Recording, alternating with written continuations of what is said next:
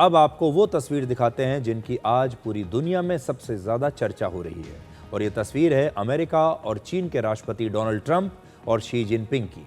दुनिया ने इन दोनों को एक फ्रेम में एक साथ लगभग 6 वर्षों के बाद इस प्रकार से देखा है। लंबा इंतजार किया है कि ये दोनों नेता एक साथ कभी इस तरह नजर आए।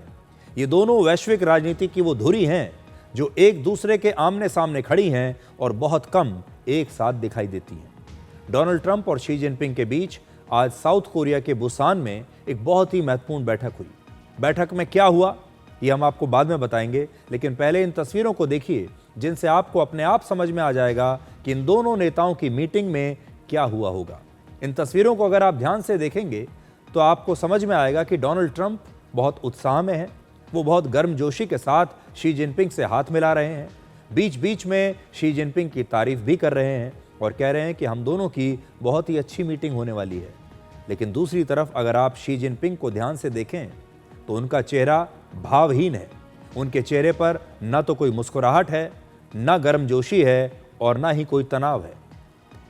ये एक ऐसा चेहरा है जो अपने आप में एक रहस्य है जिसे पढ़ पाना बहुत मुश्किल है। अब आपको बताते हैं कि इस मीटिंग में क्या हुआ। जिस मीटिंग का 6 साल से इंतजार हो रहा था, जिस पर पूरी दुनिया की नजरें लगी हुई थीं, उस मीटिंग के बाद ना तो दोनों नेताओं ने कोई संयुक्त बयान दिया, ना ही कोई जॉइंट प्रेस कॉन्फ्रेंस की। इससे आप अंदाजा लगा सकते हैं कि ये दोनों नेता मिले जरूर, लेकिन शायद किसी नतीजे पर नहीं पहुंचे।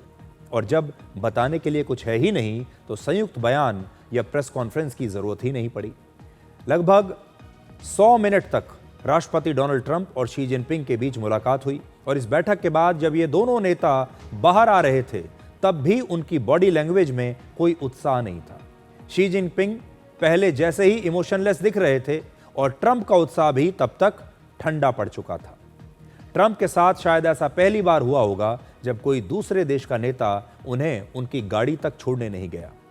इस बैठक के बाद दोनों नेता बाहर निकले और शी जिनपिंग सीधे अपनी गाड़ी में जाकर बैठ गए। ट्रंप ने उन्हें गाड़ी तक छोड़ा और फिर वो अकेले ही अपनी गाड़ी तक वापस गए।